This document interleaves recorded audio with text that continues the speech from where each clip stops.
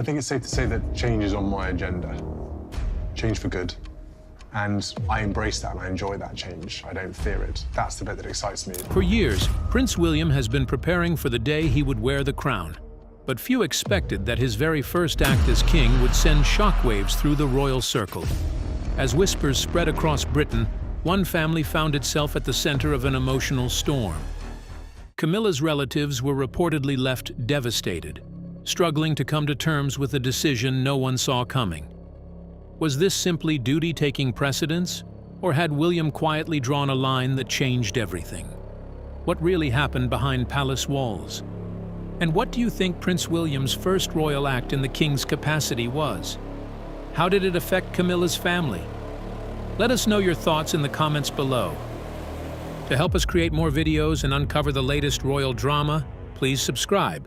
William's quiet rise to power. Even though King Charles III remains officially on the throne, many royal watchers believe that Prince William has already begun to act like the main driving force of the monarchy behind the scenes. There has been no legal change and no formal transfer of authority, yet observers say the balance of influence inside the royal family seems to be slowly shifting toward him. No laws have been changed, and power has not officially moved. Still, some commentators, including writer Maureen Callahan, suggest that William increasingly appears to be the person shaping the direction of the crown. And I think that the timing is interesting, and we can get into that. Prince William is looking far more long-term at the viability, reputation, and indeed existence of the monarchy. In informal discussions, a few even describe him as the real king, not as a formal title, but as a reflection of his growing influence. This perception comes from how William has taken on a more active and visible role in royal duties over recent years. His approach is often described as modern, firm, and willing to face difficult topics that earlier generations of royals tended to avoid. Supporters say this makes him stand out as a future-focused leader who is not afraid to act when needed, especially in protecting the long-term stability and public image of the monarchy. He is also seen as increasingly central to major charity work, public engagements, and even sensitive family matters, making him one of the most visible figures in the institution today. Some royal experts argue that if William eventually becomes king, it may simply formalize a role he has already been performing in practice for some time. Others caution against going too far with such interpretations, reminding the public that King Charles still holds full constitutional authority and remains actively in control. Still, there is a clear sense that William is steadily taking on more responsibility, and many people now view him less as only an heir and more as a future king already shaping his reign. Taken together, these observations have created a growing public impression that the monarchy is already quietly evolving. While everything remains official and unchanged on paper, the reality in practice appears more dynamic. Prince William is often seen leading with confidence, speaking clearly, and representing the institution in a way that feels increasingly central to its future. For many supporters, this is a positive sign of continuity blended with renewal, showing that the crown can adapt to modern expectations without losing traditions. For others, it is simply the natural result of time, experience, and preparation for eventual succession. Either way, the idea that William is already functioning as a king in all but name continues to gain attention, shaping how people talk about the future of the British monarchy and its evolving path under his influence today. How do members of the royal family feel about William's recent activities? What was his first royal act like? Let's delve into the details of the quiet paperwork that sparked a royal earthquake, the silent shift inside Buckingham Palace. On the surface, everything inside Buckingham Palace looked completely normal, almost forgettable. It was the kind of day no one would expect to make headlines. Staff walked quietly through long, decorated corridors. Papers were carried from one office to another. Officials did their usual work without any sign that anything important was happening. To anyone watching from the outside, It was just another calm and ordinary day inside the royal residence. But hidden inside the routine flow of government and palace paperwork was something far more important than it first appeared. Among the many documents, there was a small legal change, an amendment that sounded dull and unimportant. It was written in careful legal language, the kind most people would quickly ignore or never even read. At first glance, it did not seem to carry any special meaning at all. Yet later, royal watchers and commentators began to take a closer look, and when they did, they realized this quiet document may have carried a much deeper message than anyone first understood. It was not loud, it was not announced with ceremony. It did not come with speeches or public attention. Instead, it was hidden in plain sight, inside paperwork that most people would consider routine. Some experts began to suggest that this small change might reflect something bigger, taking shape behind the scenes. They pointed to Prince William's growing role and his long-term thinking about the future of the monarchy. To them, this was not just a legal adjustment. It looked more like a careful signal, one that hinted at how things might be arranged when he eventually becomes king. For many years, the royal family has operated on quiet traditions. Problems were kept behind closed doors. Public unity was protected at all costs, and any disagreements were handled privately, away from the eyes of the world. But now, observers began to ask a new question. Was a shift happening? Was the future king slowly shaping a more focused version of the monarchy, one with clearer boundaries and fewer people at its center? To royal analysts, the message seemed simple but powerful. The monarchy of tomorrow might not look like the one we see today. It could become smaller, more direct, and centered only on those closest to the line of succession. And according to those following every detail, this message was not accidental. It was delivered quietly, but with clear intention. However, the paperwork itself was only the first layer of the story. The real drama, observers say, began afterward, when the consequences of that quiet change started to unfold under shining chandeliers, in grand royal rooms, and before the watchful eyes of television cameras across the world. What was the moment that left royal fans shocked? What exactly transpired, where, and how? Let's dive into the details of the state banquet that had everyone talking. Silence behind the royal shine. November 2024 arrived with all the beauty and polish that people expect from royal life.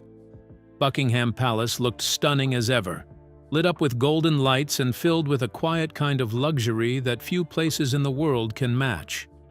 Chandeliers shone brightly, diamonds sparkled under soft lighting, and important guests from different countries walked in wearing their finest clothes.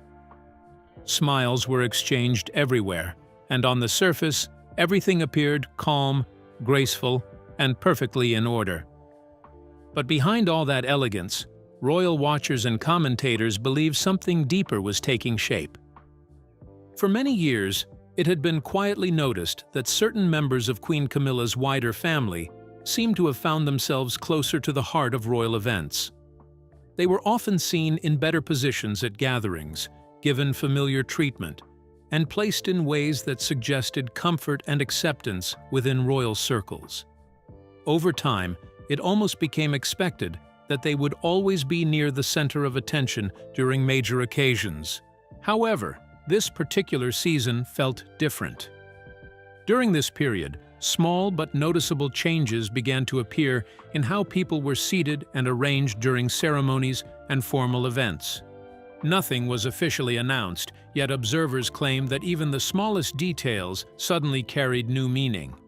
Where someone sat, who greeted whom first, how long a handshake lasted, or even brief eye contact between individuals became topics of intense discussion.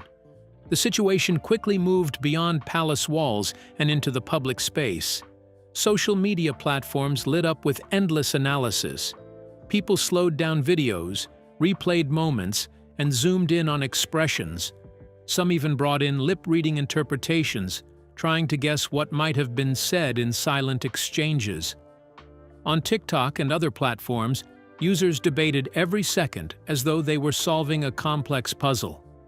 Then something even more striking caught attention. Silence.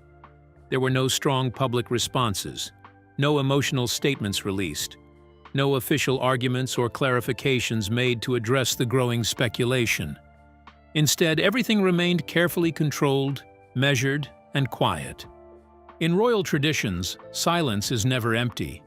It is often seen as a message on its own. And in this case, many observers believed that the lack of reaction spoke louder than any words could have.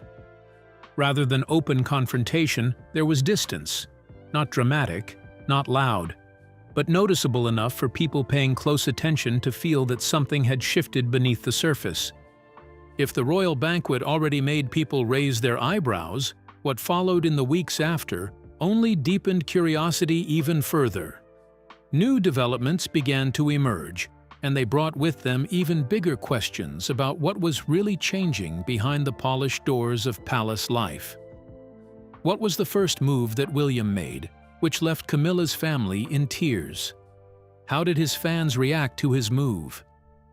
Let's dig into the details of the leaks, the properties, and the battle over the future. The crown's quiet transformation. Then came a wave of reports about leaked messages and private discussions that quickly changed the mood around the palace. What were once quiet, boring conversations about rules and arrangements suddenly became matters the public could not stop talking about. Words like titles, homes, and royal privileges, things that usually stay behind closed doors, were now being debated everywhere, from newsrooms to social media. Simple questions turned into heated debates. Who should be given official royal protection, and who should not? Who has the right to carry royal titles, and who should live in the comfort of royal residences? And even deeper than that, people began asking a more difficult question. Where does the royal family end and the royal institution begin? Those close to the Queen reportedly believed there was still enough time to protect the interests of her children and grandchildren. They felt that careful planning and steady discussions could keep things balanced for the next generation. But according to many insiders, the speed of change was far greater than anyone expected. Decisions seemed to move quickly, leaving little room for adjustment or delay. Behind the scenes, lawyers were said to be reviewing old rules and long-standing precedents, searching for guidance in past royal decisions. Royal historians joined the conversation, pointing out how similar moments had been handled decades earlier. Meanwhile, commentators and experts debated openly, some calling the changes necessary modernization, and others describing them as deeply personal and unusually strict. To those who supported William, the explanation was straightforward. In their eyes, he was simply doing what was needed to protect the crown.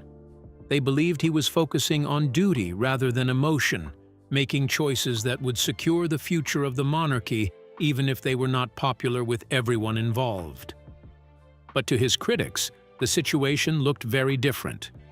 They saw the same decisions as unusually fast, unusually firm, and even emotionally distant. What supporters called responsibility, critics called coldness. What some described as reform, others saw as a painful separation within the family itself. Still, no matter which side people took, one truth became impossible to ignore. The monarchy was shifting in a major way. Long-standing traditions were being questioned, adjusted, or redefined. Roles that once felt fixed were now open to change. And behind nearly every major decision, there appeared to be one central figure quietly preparing for the future of the throne, shaping the direction of what comes next. Yet to truly understand why these developments stirred such strong emotions across the world, one must look beyond official documents, legal advice, and royal titles. Because beneath all of it lies a deeper story that never fully fades, the lingering shadow of Princess Diana, whose memory continues to influence how every decision is seen, judged, and felt. Was there another instance where William seemed to have challenged Camilla's authority? How did it happen? Let's look into the details of William's intervention in the royal tiara dispute ahead of Peter Phillips's wedding. Tiara protocol sparks royal debate. Recent reports surrounding the wedding of Peter Phillips and Harriet Spurling have sparked quiet public interest over what is being described as a small but noticeable disagreement within royal circles. The discussion is said to focus not on the wedding itself, but on ceremonial traditions, especially decisions about tiara access for the bride on her wedding day.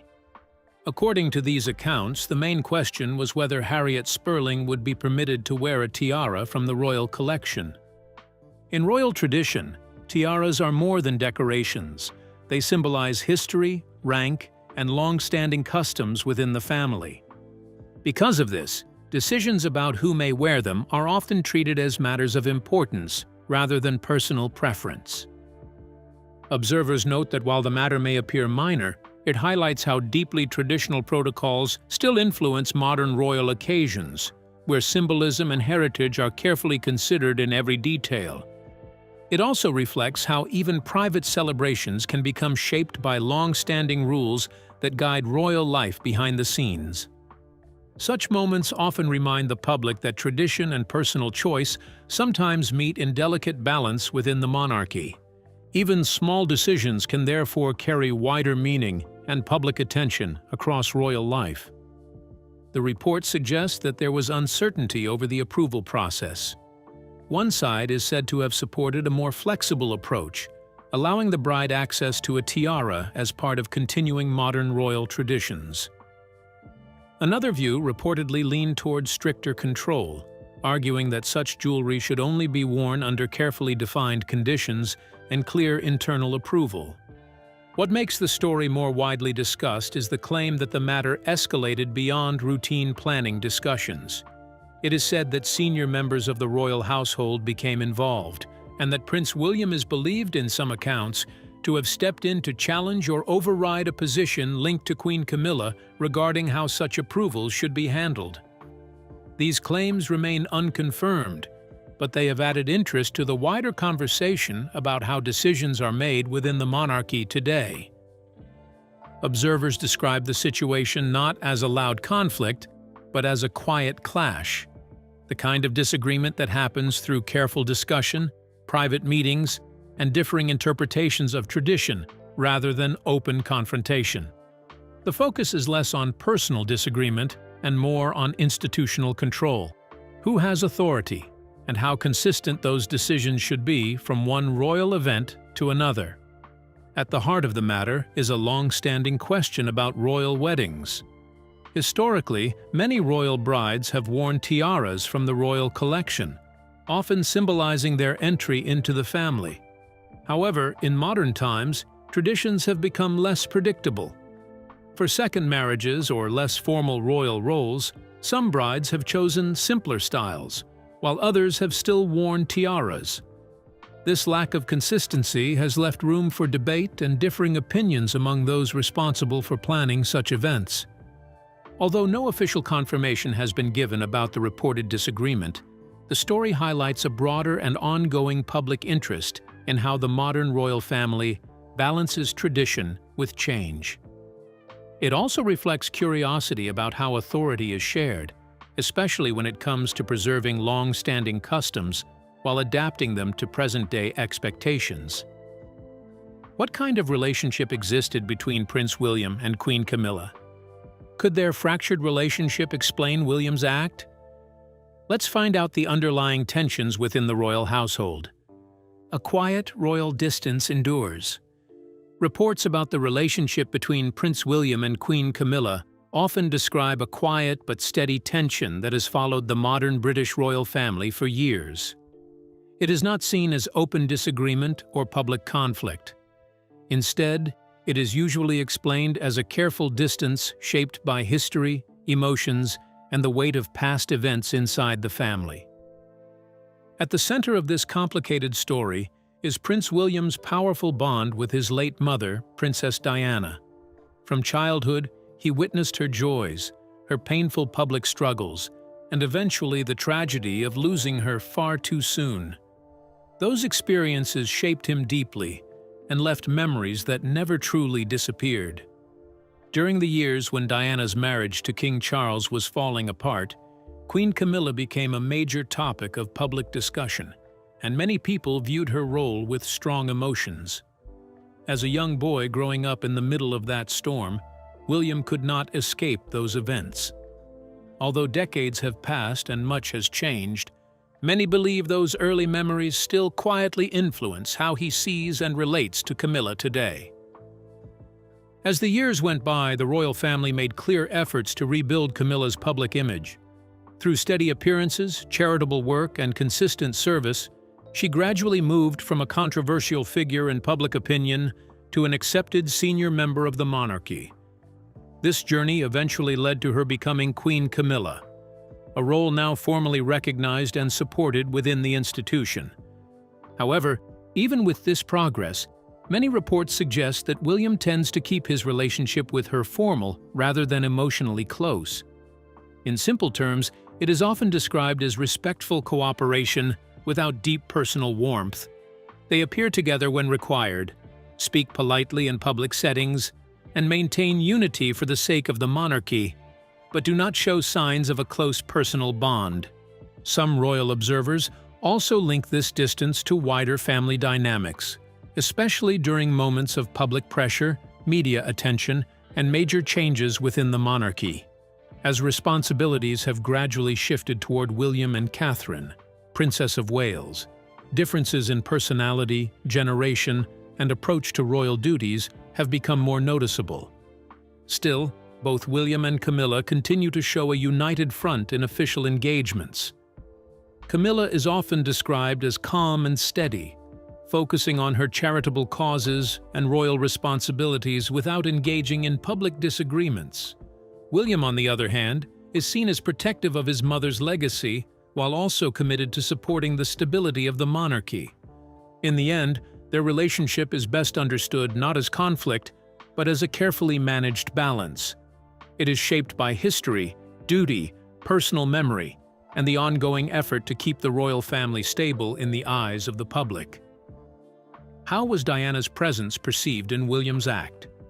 Could her presence be so deeply rooted in him?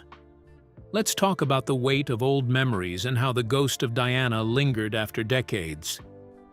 The weight William still carries. No conversation about Prince William ever seems to move far without one powerful name coming up again and again: Diana. Even after so many years have passed, the presence of Princess Diana still lingers quietly within the story of the royal family. It feels as though her memory has never fully left the palace. It remains in the background of public life, in the minds of royal watchers, and most deeply, in the hearts of those who knew her as a mother and as a global figure. Millions still remember her interviews, where she spoke with striking honesty. Millions still remember her pain, written clearly on her face during moments when the world watched her life unfold under intense pressure. And millions still remember her unforgettable words that shook the monarchy to its core. There were 3 of us in this marriage. But for William, those moments were never just media events or dramatic headlines. They were not stories he read later in newspapers. They were his reality. They were part of his childhood. Royal writers and commentators have often said that Prince William's understanding of the monarchy was shaped deeply by what he lived through as a young boy. He saw the tension around his parents' marriage. He experienced the public attention, the emotional strain, and the painful impact of constant media focus on his mother's life. These experiences did not simply pass by. They left marks that helped shape how he sees duty, family, and the crown. While King Charles has spent many years trying to secure acceptance for Camilla within royal life, many believe William has been focused on something else entirely. For him, the central concern is not public approval of individuals, but the long-term strength and stability of the monarchy itself. In his eyes, the crown must remain steady, respected, and protected above all else. Those who support William often describe him as calm, careful, and deeply committed to preserving the institution he will one day lead.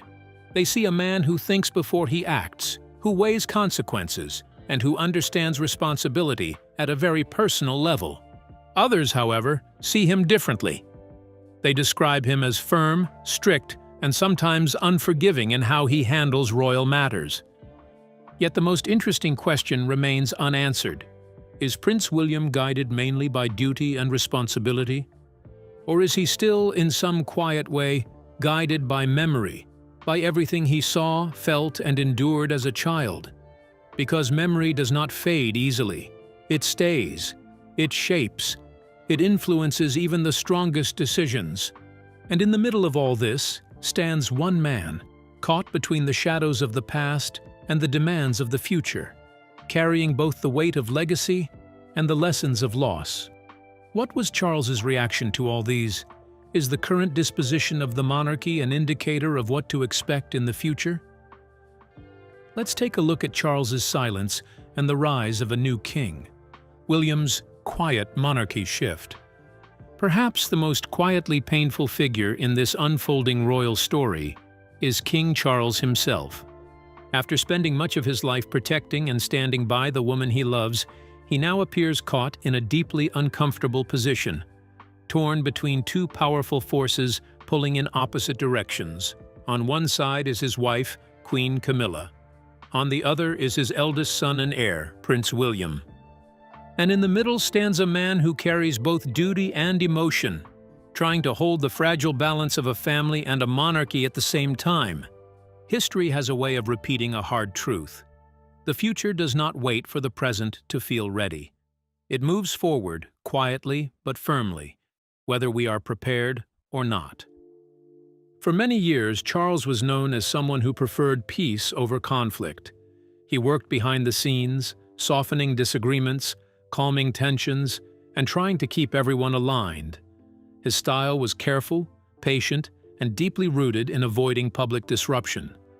William, however, seems to be shaped by a different mindset. Those who observe him closely describe a man who is more decisive, more structured, and less concerned with tradition for tradition's sake. He appears more interested in how things function than how they look. Where Charles often sought balance, William seems more willing to redraw the balance entirely. To some, this signals a modern reformer quietly preparing the monarchy for a new century. To others, it feels more personal, like a son slowly correcting what he believes went wrong in the past. The truth may not sit neatly on either side. It may simply reflect what happens when generations shift and leadership styles collide. Because change inside families is never just political. It is emotional, layered, and often painful. Even in royal households, transformation rarely comes without tension, and sometimes without lasting marks. What is becoming increasingly clear, however, is that William is not waiting for the crown to begin shaping the institution. In many ways, he is already acting like someone preparing the ground for his future reign, testing ideas, setting expectations, and quietly influencing direction. This leaves one pressing question hanging in the air. It is no longer about whether change will come to the monarchy. Change is already underway. The real question is how much of the old structure will still exist when William finally becomes king. And when that moment eventually arrives, Britain may look back and realize something striking: that the most significant shift in the royal family did not begin with a grand coronation or a public announcement, but with subtle decisions, quiet strategies, and a single piece of paperwork that most people never even noticed. So, what do you think about the position of Camilla's family in the monarchy? Do you really think Prince William's interest was to protect the monarchy? We'd love to hear your opinions in the comments below. And don't forget to like and subscribe.